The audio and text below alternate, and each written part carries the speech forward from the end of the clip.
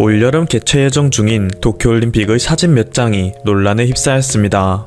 미국 월스트리트 저널의 편집위원인 엘러스테어 게일은 지난해 12월 15일 도쿄올림픽 주최 측에서 마련한 언론인 대상 공개 행사에 참석했었는데요.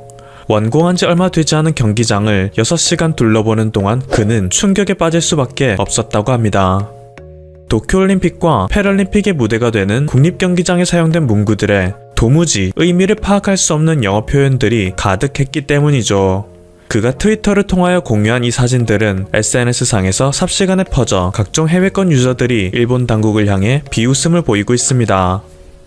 일본인 유저들마저 부끄러움에 고개를 들 수가 없다 라며 참담한 심정을 드러내고 있는데요. 지금부터 하나씩 살펴보도록 하겠습니다. 우선 논란이 된 첫 번째 사진은 이것입니다. 장애인이 주로 이용하는 구역에 표시된 calm down, cool down이라는 문구. 한국어로는 진정해라 진정해 정도로 직역되는데요. 도무지 그 의도와 의미를 파악할 수 없는 상황이죠. 이 문구를 본 전세계 네티즌들 또한 모두 갸우뚱해하고 있습니다. 경기를 뛰다가 흥분한 선수들이 쉬는 곳인가? 장애인 구역이라는 것을 감안한다면 혹시 모를 비상사태를 대비하는 장소인가? 라고 하는 등 그 누구도 의미를 파악하지 못하고 있죠. 한편으로는 이 문구의 의미와 상관없이 명령조로 표기된 문구가 기분 나쁘다는 네티즌들도 많았습니다. 그리고 이것이 논란이 되자 해당 경기장을 관리하는 일본 스포츠진흥센터에서 해명을 내놓았는데요. 그 내용이 가관입니다. 이 공간은 벽지의 색을 따뜻한 색계로 꾸민 방으로서 기분을 가라앉히기 위한 공간이라는 것입니다. 장애인들이 많은 사람의 시선으로부터 벗어나 기분을 안정시키는 목적으로 만들었다는데요. 재단 담당자는 새로운 개념이라 이해하기 힘들었을 수도 있다 라며 이해를 돕기 위해 사람이 누워있는 형상의 픽토그램을 그려놨다고 해명했지만 문구와 픽토그램 그 무엇도 이해에 도움을 주지 못한다 라는 비판만 돌아올 뿐이죠. 경기장에서 접한 의미를 알 수 없는 문구는 이것뿐만이 아니었습니다. 한 구역의 벽에는 조호노 니와라는 문구가 박혀 있었는데요. 여기서는 심지어 일본어를 번역해놓기는커녕 조호노 니와 라는 발음만 덩그라니 표기해놓은 것입니다. 마치 외국인들에게 일본어 공부를 강요하는 듯한 느낌이 들어 선수들로 하여금 큰 부담감을 줄 수밖에 없는 문구죠. 게다가 이것을 한국어로 해석하면 정보마당이 되어 마치 인터넷을 이용하는 공간이라든지 인포메이션 센터, 즉 안내데스크 정도일 것으로 유추가 되는데요. 일본 스포츠진흥센터의 설명은 전혀 달라 충격을 안겨줍니다. 각종 작은 행사를 열 수 있는 소통 광장의 용도라는 것이죠. 센터 측의 황당한 설명을 들은 네티즌들은 물론 장소의 이름과 용도가 다를 수는 있지만 최소한 이용객들이 그 의미는 파악할 수 있도록 설명을 해놔야 하는 것 아닌가? 라며 쓴소리를 내고 있습니다. 그리고 이러한 올림픽 경기장 대환장 파티에 대미를 장식한 것은 주경기장에서 언론인들을 환영하는 문구였는데요. Hello our stadium, 안녕 우리 경기장 이라고 번역되는 이 문구는 주최 측이 언론인들을 환영하는 것이 아니라 경기장에게 인사를 하는 의미가 되어 그곳에 초대받은 언론인들로 하여금 큰 위화감을 느끼게 만들었다고 합니다. 간단하게 Welcome to Tokyo Stadium 이라고 표현하면 될 것을 왜 이렇게 이상한 표현을 사용했는가라는 의문이 들지 않을 수 없는데요. 일본 네티즌들은 주최 측을 향해 일본의 얼굴이 되는 국립경기장에 1,000억엔 이상이나 쏟아부었으면서 이런 간단한 것조차 제대로 하지 못하는 것인가? 프로 번역가한테 맡겼다면 절대로 발생할 수 없는 일이다. 이건 100% 번역기를 돌린 결과물이다. 라며 도쿄올림픽 주최 측에서 영어 번역에 번역기를 사용했을 것이라는 합리적인 의심을 하기 시작했습니다. 일본 네티즌들이 이런 의심을 하는 것은 과거 비슷한 논란이 오사카에서 발생한 적이 있기 때문인데요. 오사카시의 지하철을 관리하는 오사카 메트로에서는 작년 공식 사이트 외국어 페이지에서 사카이스즈라는 노선명을 사카이머슬, 사카이 근육이라고 표기해 놓는가 하면 텐가차야라는 영명은 월드 티 하우스, 세계 찻집이라는 엉뚱한 의미로 번역해 놓은 일이 있었기 때문이죠. 당시에는 일본 네티즌들이 이것을 지적하자 오사카 메트로 측에서 번역기의 사용을 인정하며 곧 정정했는데요. 일본 네티즌들은 이번 도쿄올림픽 경기장의 경우도 오사카 메트로처럼 번역기를 사용했을 것이라는 강한 의심을 하고 있는 것입니다. 하지만 일본 스포츠진흥센터의 홍보 담당자 측에서는 이렇게 잘못 표기된 영어에 대해서 현재 이것을 변경할 계획은 없다 라고 답하며 답답한 모습을 보이고 있습니다.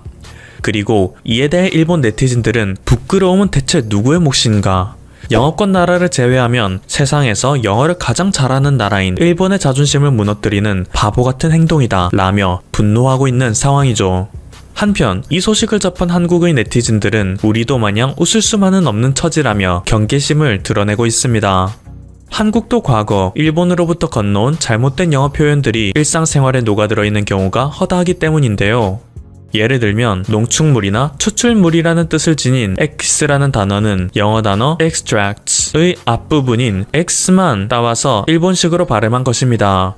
자동차의 운전대를 의미하는 단어 또한 steering wheel 또는 wheel이라고 해야 하는데 일본식 표현을 그대로 사용하여 handle이라고 하고 있죠.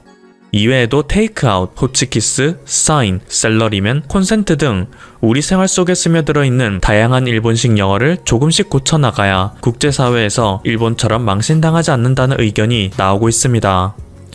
지금까지 퍼플튜브였습니다. 여러분의 구독과 좋아요 그리고 알림 설정은 컨텐츠 제작에 큰 힘이 됩니다. 감사합니다. 다음 주 미국 대선을 앞두고 막판까지 치열한 선거운동을 하고 있는 와중에 민주당의 바이든 후보는 한국 언론사에 보내는 기고문의 형식으로 한국인들에게 정성스러운 편지를 보내왔습니다. 조 바이든 후보는 지난 추석에도 부인인 질 바이든 여사와 우리 가족 전체를 대신해 한국계 미국인 공동체에 행복한 추석을 기원하고 싶다면서 한글로 행복한 한가위 보내세요 라고까지 넣어서 트윗을 하며 한국에 대한 큰 관심을 보였었는데요. 이번에는 우리의 더 나은 미래를 위한 희망이란 제목의 글에서 한국을 지역의 강력한 동맹이라 규정하고 자신이 차기 미국 대통령이 되면 주한미군 철수 같은 무모한 협박으로 한국을 갈취하기보다는 동맹을 강화하면서 한국과 함께 서겠다. 그리고 수십 년간 북한에 있는 사랑하는 이들과 이별한 한국계 미국인을 제외시키려 계속 노력하겠다 라고 말했습니다. 북한 비핵화와 한반도 통일을 향한 입장을 재확인한 것으로 볼 수 있겠죠. 그리고 1903년 1월 13일 하와이의 첫 이민자부터 지금 우리를 앞으로 이끄는 떠오르는 기업인 사업가까지 한 세기 이상 한국계 미국인은 미국을 강하게 만들었다. 200만 명의 한국계 미국인이 이룬 수많은 기여에 감사드린다라고 강조하면서 대통령으로서 모두를 위한 아메리칸 드림을 계속 수호할 것이고 모든 한국계 미국인 가족이 번영과 더 나은 미래에 있어 똑같이 공정한 기회를 얻게 될 것이라고 덧붙였습니다. 한국계 미국인 기업인을 방해하는 언어장벽 완화에도 힘쓰고 등록되지 않은 한국인의 시민권을 위한 로드맵을 제공할 것, 그리고 수만 명의 한국인 입양아를 미국인으로 인정하는 데 노력하겠다라고 약속하는 등 세심한 부분까지 짚었습니다. 바이든 후보는 또 지난 2013년 한국 방문 시 손녀와 비무장지대를 방문했던 것을 언급하며 한미 관계는 피로 맺어진 동맹이며 이후 한국은 전쟁의 잿더미에서 한강의 기적과 민주주의와 경제 강국이 되는 빛나는 모범이 되었다라고 극찬했습니다. 마지막 부분에서는 한국인들이 고향을 떠나 엄청난 희생을 통해 아메리칸 드림을 성취한 것처럼 자신의 증조 부모도 아일랜드에서 미국으로 왔다며 이민자로서의 동질감을 강조하면서 영문으로 같이 갑시다 라고 마무리한 것이 인상 깊습니다. 근본 대선의 하두는 코로나 극복과 경제 회복 등에 집중되어 있고 한반도 문제는 주요 쟁점으로 크게 다뤄지지는 않았는데 선거를 불과 며칠 남겨놓지 않은 상황에서 한국인들에게 이런 강한 메시지를 보내온 것이니 한국인들에게는 매우 갑작스럽게 느껴진다는 반응도 있는데요. 당선을 위해 한국계 미국인들의 표심을 노린 것일 수도 있지만 미국의 유력한 대통령 후보가 한국을 극찬하고 한국인들의 가장 큰 고민거리인 북한 문제와 한미동맹에 대한 전폭적인 지지를 보내온 것은 선거를 앞둔 립서비스라도 매우 이례적이기도 하고 전혀 나쁠 것은 없는 상황이겠죠. 그런데 네티즌들에게 바이든 후보는 미국의 민주당이고 더구나 오바마 대통령 시절 부통령이었기 때문에 안 좋은 반응도 꽤 있습니다. 우선 오바마의 민주당은 특유의 전략적 인내로 거듭되는 북한의 도발에도 2012년 이후 핵 문제에 대해 무시로 일관하는 기조를 유지했었는데 오히려 북한에게 핵과 미사일 능력을 개발하는 시간만 벌어주는 결과를 초래했다라는 비난이 쇄도했던 점을 꼽을 수 있습니다. 어찌되었든 후임 대통령인 트럼프는 대화를 했는데 대화이던 제재이던 북핵 문제 해결에 소극적이었다고 한국인들은 지적하는 것입니다. 이외에도 오바마 정부는 위안부 문제에 대해서 한국에 불합리한 합의를 강요했다는 의혹도 강하며 한국과 일본의 후쿠시마산 수산물 수입과 관련된 WTO 분쟁에서 한국이 패소해야 한다라는 의견서를 제출했다는 이야기도 있습니다. 또 하나 오바마가 일왕에게 필요 이상 깍듯이 인사하는 모습까지 계속 회자되면서 한국 네티즌들에게 오바마와 민주당은 친일이라는 이미지가 매우 강한 것도 사실입니다.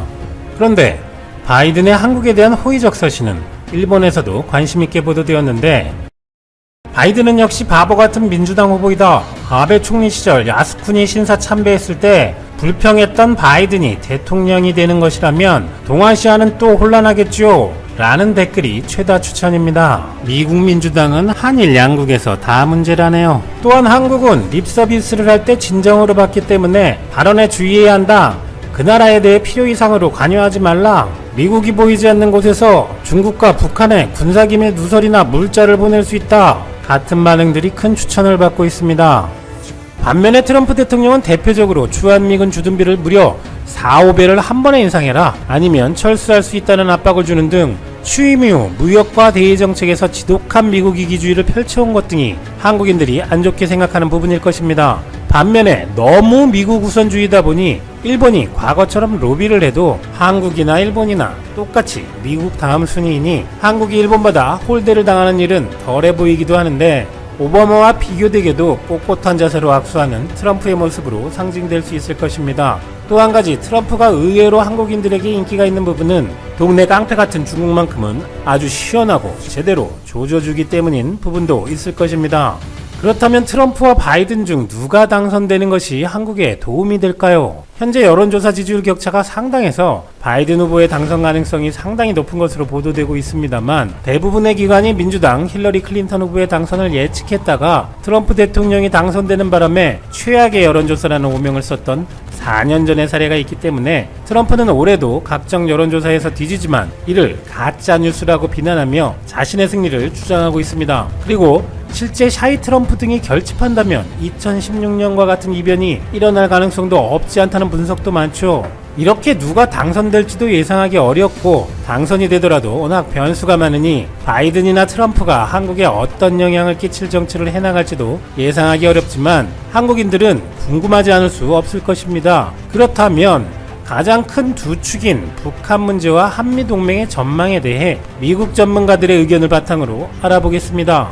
브루스 클링너 헤리티지 재단 선임연구원, 켄 가우스 미국 해군연구소 국장, 카지아니스 미국 국익연구소 국장, 브라젠스키 조지 워싱턴대 교수, 프리도프 시카고 국제문제협의회 연구원 등 미국의 저명한 한반도 전문가들은 대체적으로 의견이 일치하는데, 북핵 문제에서는 트럼프 대통령이 당선되는 것이 한국에 유리하고, 한미동맹을 위해서는 조 바이든 민주당 후보가 승리하는 것이 한국에 도움이 될 것이라고 전망하고 있습니다. 트럼프 대통령 재선 시의 장점으로는 대북 관계에 공을 들여온 트럼프는 2기 행정부 기간 동안 구체적인 성과 도출을 위해서 김정은과의 후속 북미 정상회담을 추진하고 핵시설의 폐기와 미국의 일부 대북 제재 완화 문제를 다시 협의해 성과를 이끌어낼 수 있을 것이라고 예상합니다. 그리고 트럼프 대통령이 바이든 후보보다 문 대통령과 한국이 요구하는 평화협정 체결에 더 우호적일 것이라고 분석했습니다. 개인적 성과를 중시하는 트럼프 대통령의 특성상 임기 내 북미 관계가 예상 밖으로 순조롭게 풀릴 수 있다는 것이죠.